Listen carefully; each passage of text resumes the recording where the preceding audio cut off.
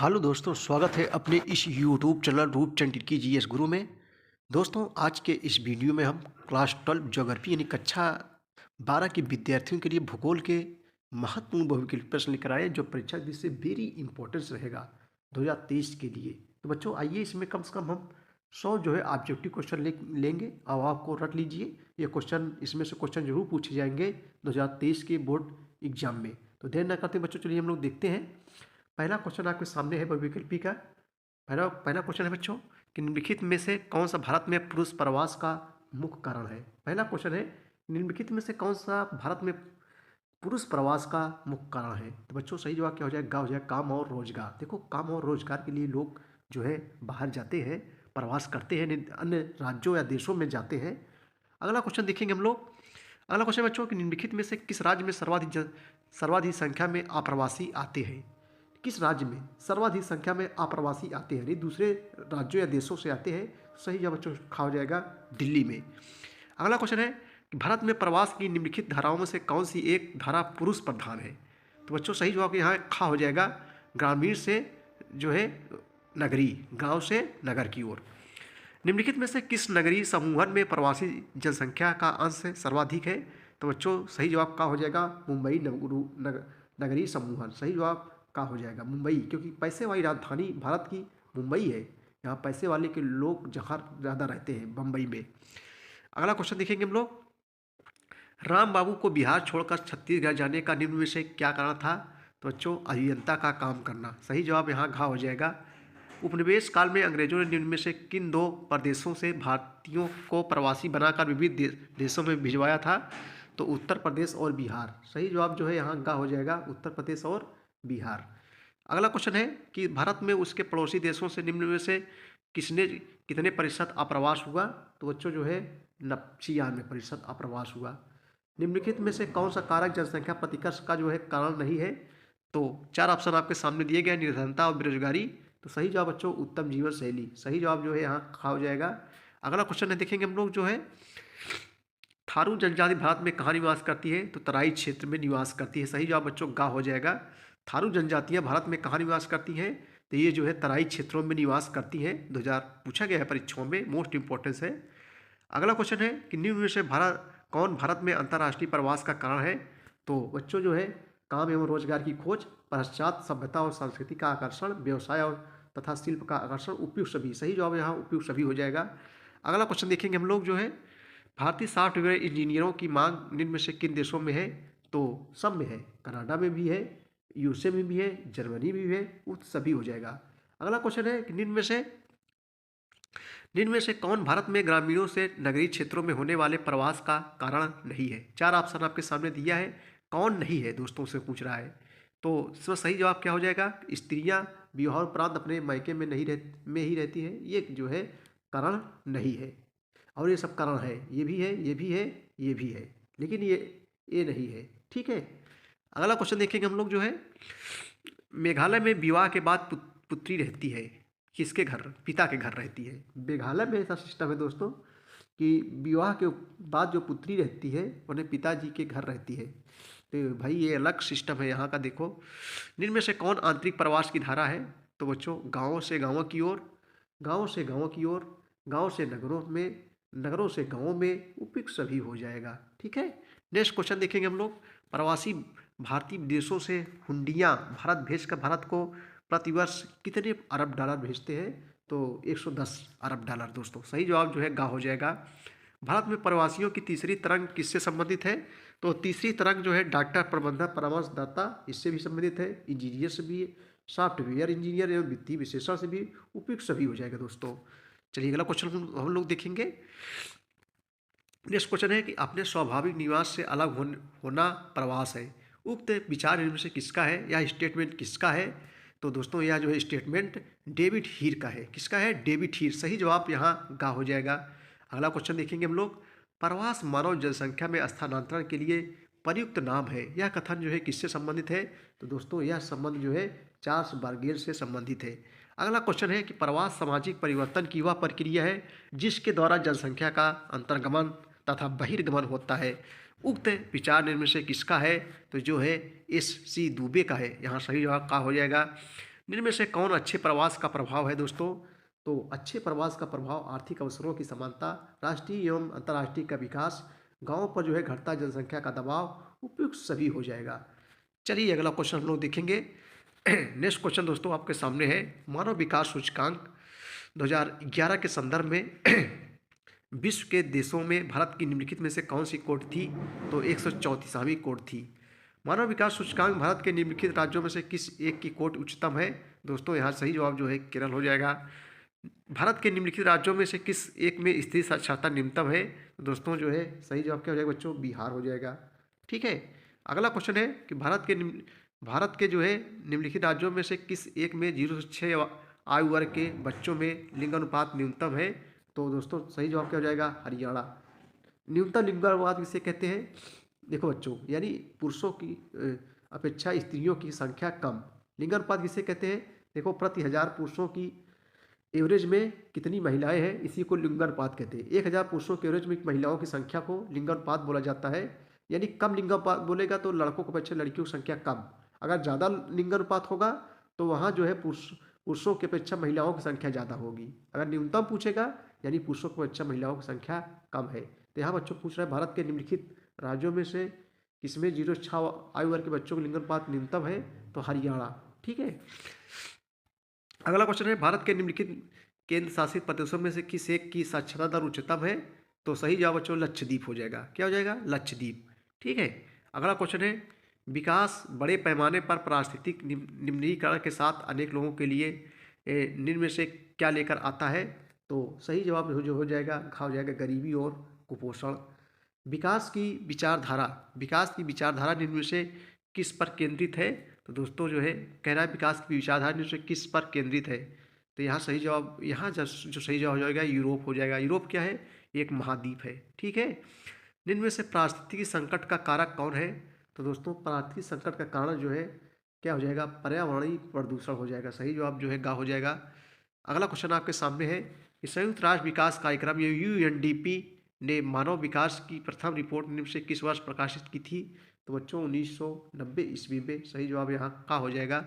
अगला क्वेश्चन है कि भारत के निम्न में से किस राज्य में जनसंख्या का उच्चतम अनुपात गरीबी रेखा के नीचे है? दोस्तों जो है बिहार हो जाएगा।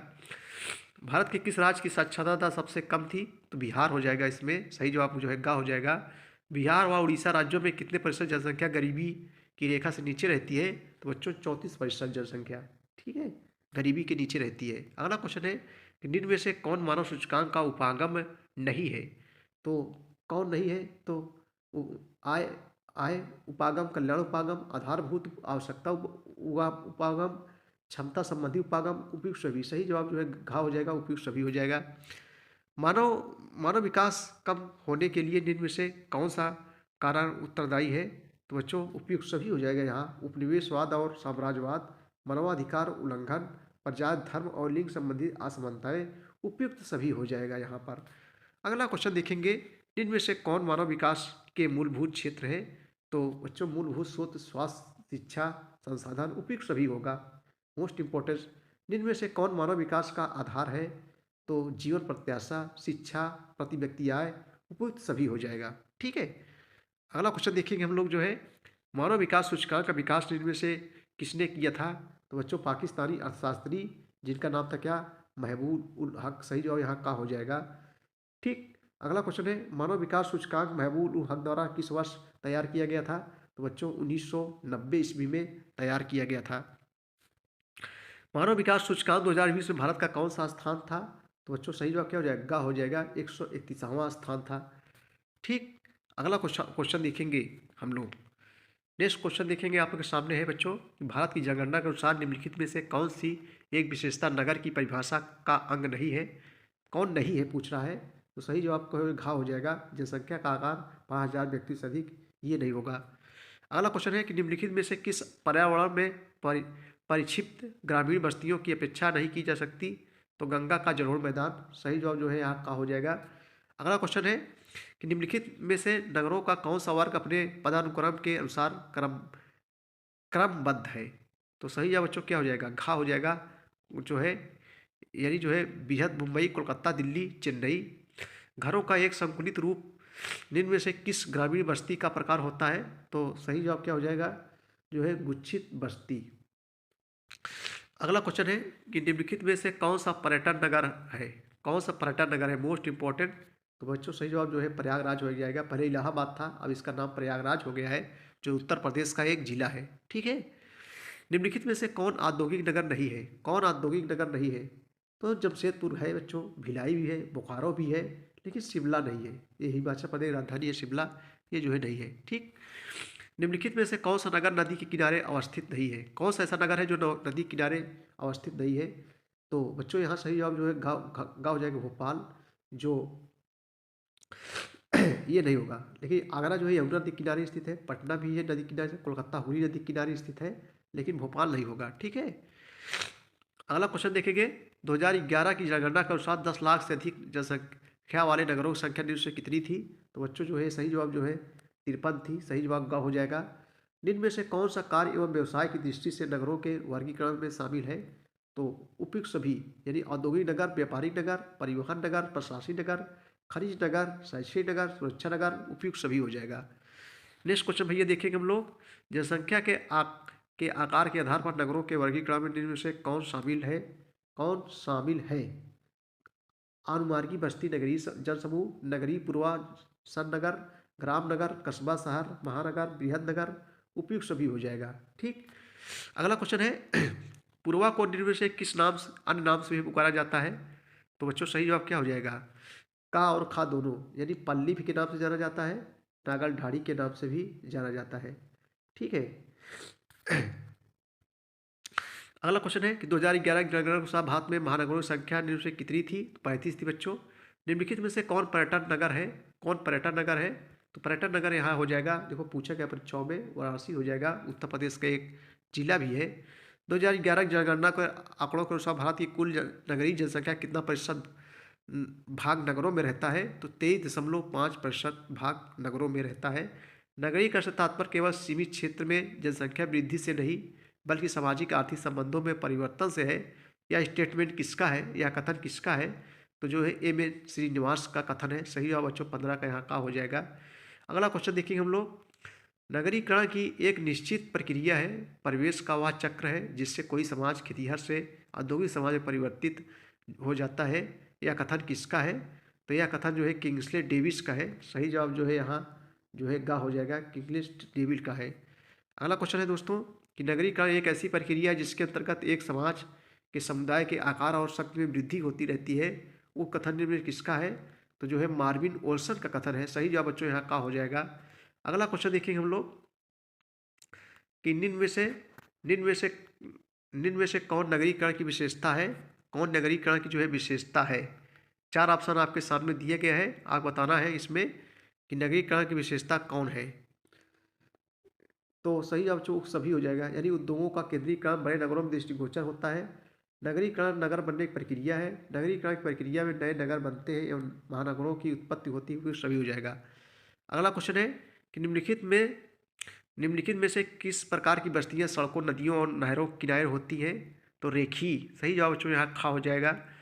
नगरीय एवं ग्रामीण बस्तियों में जो है विभेद का आधार है। विभेद का आधार क्या है?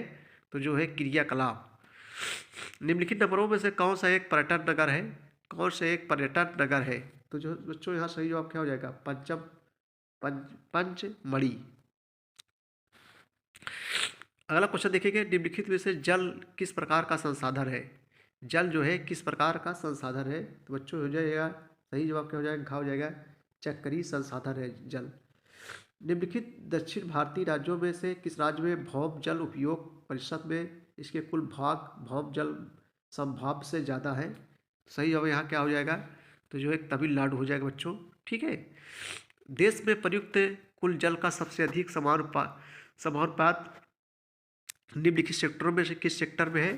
तो जो है सिंचाई के लिए। सही जवाब यहाँ जो है का हो जाएगा, थोड़ा इधर देखेंगे, चला आया बच्चों, सिंचाई हो जाएगा। पृथ्वी का निम्न में से कितने प्रतिशत धरातल जल से आच्छादित है? तो 71%। पूछ रहा है बच्चों कि पृथ्वी का निम्न में कितने प्रतिशत धरातल जल से आच्छादित है? तो यहाँ सही जवाब 71% हो जाएगा, क्योंकि 4 भाग में 3 भाग क्या है, जल है। ठीक है, एक भाग जो है क्या बच्चों थल है। लेकिन पीने योग्य पानी कितना है, 2.4% पानी पीने योग्य है और सब पानी क्या है, खारा है। ठीक है, निम्न में से किन किन राज्यों में भौम जल का उपयोग कम कम हो पाया है। तो सही जवाब यहाँ उड़ीसा, छत्तीसगढ़ सही जवाब का हो जाएगा। अगला क्वेश्चन हम लोग देखेंगे, भाखड़ा नागल बहुउद्देशीय नदी घाटी योजना निम्न से किस नदी पर बनी है। तो ये जो बच्चों सतलुज नदी पर बनी है, सही जवाब जो है गा हो जाएगा। अगला क्वेश्चन है, कृषि कार्यों में भौम जल का निम्न में से कितने प्रतिशत उपयोग होता है। तो बच्चों जो है 92% उपयोग होता है, सही जवाब जो है घा हो जाएगा। अगला क्वेश्चन है कि निम्न में से कौन सी नदियाँ का जोड़ा सबसे अधिक प्रदूषित है। तो गंगा और यमुना, सही जवाब बच्चों यहाँ का हो जाएगा। अगला क्वेश्चन है कि निम्न में से कौन राष्ट्रीय जल नीति 2002 की विशेषता है, पूछ रहा है। तो इस नीति में जल संसाधन के लिए नदी बेसिन को एक इकाई माना जा गया है। नंबर 2, पेयजल की आपूर्ति को प्राथमिकता देना स्वीकार किया गया है। नंबर 3, जलापूर्ति को नियमित बनाए रखने के लिए भौम जल का उपयोग विवेकपूर्ण ढंग से करने पर बल दिया गया है। उपयुक्त सभी हो जाएगा। ठीक है बच्चों, चलिए अगला क्वेश्चन हम लोग देखेंगे, निम्न में से कौन भारत में पाए जाने वाला नदी तंत्र है। तो उपयुक्त सभी हो जाएगा। हिमालय प्रदेश की नदियाँ, प्रायद्वीपीय पठार वाली नदियाँ, अंतःस्थलीय जल प्रवाह वाली नदियाँ, उपयुक्त सभी हो जाएगा। अगला क्वेश्चन देखेंगे कि भारत में जल के गुणों में निरंतर ह्रास होने के लिए निम्नलिखित कारण उत्तरदायी है। तो भारत में उपयुक्त सभी हो जाए, यहाँ सभी हो जाएगा। भारत में जल में दूषित मल जल मिलने से जल की गुणवत्ता ह्रास हो गया है। नदियों के जल में गंदे वस्त्र धोने, मृतकों का शव बहाने, जो है फूल डालने से भी जल की गुणवत्ता में ह्रास हो जा रहा है बच्चों। जल में रासायनिक उर्वरक तथा कीटनाशकों के मिश्रण से जल की गुणवत्ता में भारी ह्रास हो जा रहा है। उपयुक्त सभी हो जाएगा। ठीक है, सब जो जिम्मेदार है। चलिए नेक्स्ट क्वेश्चन देखेंगे, पृथ्वी पर उपलब्ध कितने प्रतिशत जल स्वच्छ जल है। तो 2.7% यहाँ हो जाएगा। ठीक रेन वाटर हार्वेस्टिंग के लाभ क्या है। तो क्या लाभ है बच्चों इसके जो है, तो जल उपयुक्त सभी हो जाएगा यहाँ। ठीक है, उपयुक्त यहाँ जो है घा हो जाएगा, उपयुक्त सभी, यानी ये भी। ठीक, चलिए भैया अगला क्वेश्चन देखेंगे, भारत में विश्व के कुल जल संसाधनों कितना प्रतिशत पाया जाता है। भारत में विश्व के कुल जल संसाधनों का कितना प्रतिशत पाया जाता है। तो 4%।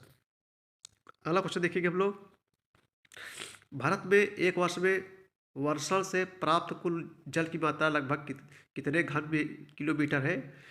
तो यहाँ सही जवाब क्या हो जाएगा, गा हो जाएगा, 4000। अगला क्वेश्चन है भैया, भारत में कुल उपयोगी जल संसाधन कितने घन किलोमीटर है।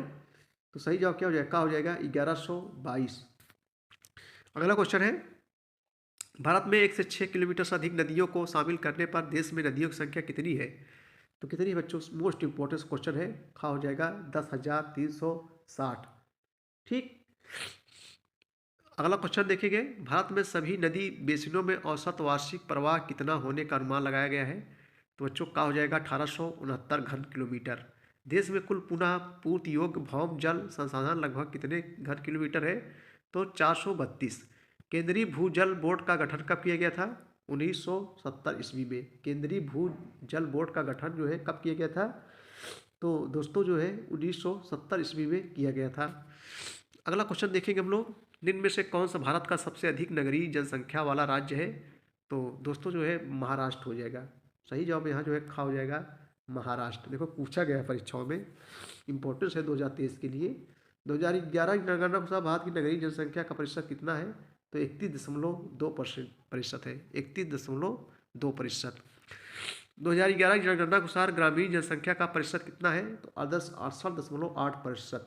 सही जवाब बच्चों यहाँ गा हो जाएगा। निम्न में से कौन भारत में उच्च जनघनत्व वाले क्षेत्र है। तो समतल गंगा यमुना का मैदान, दक्षिणी मालाबार तट केरल, पूर्वी तट तमिलनाडु, पूर्वी गुजरात, उपयुक्त सभी हो जाएगा। निम्न में से कौन भारत के मध्यम जनघनत्व वाले क्षेत्र है। तो उपयुक्त सभी हो जाएगा, यानी ये भी उपयुक्त सभी हो जाएगा। ठीक, निम्न में से कौन भारत के न्यूनतम जनघनत्व वाले क्षेत्र है। तो बच्चों न्यूनतम उपयुक्त सभी हो जाएगा। यहाँ जो है चारों हो जाएगा, ये भी थार का पर्वतीय क्षेत्र, दक्षिणी छत्तीसगढ़ उपयुक्त सभी, पूर्वी हिमालय उपयुक्त सभी हो जाएगा। निम्नलिखित में से कौन नगरीकरण की समस्या नहीं है। तो यह आज का बच्चों लास्ट क्वेश्चन है, पूछा गया परीक्षाओं में। निम्नलिखित में से कौन नगरीकरण की समस्या नहीं है? कौन नहीं है? तो विस्तृत कृषि क्षेत्र, ये नहीं है, ये है, ये भी है, ये भी है, लेकिन ख वाला नहीं है। ठीक है बच्चों, ये थे ज्योग्राफी के मोस्ट इम्पॉर्टेंट ऑब्जेक्टिव क्वेश्चन।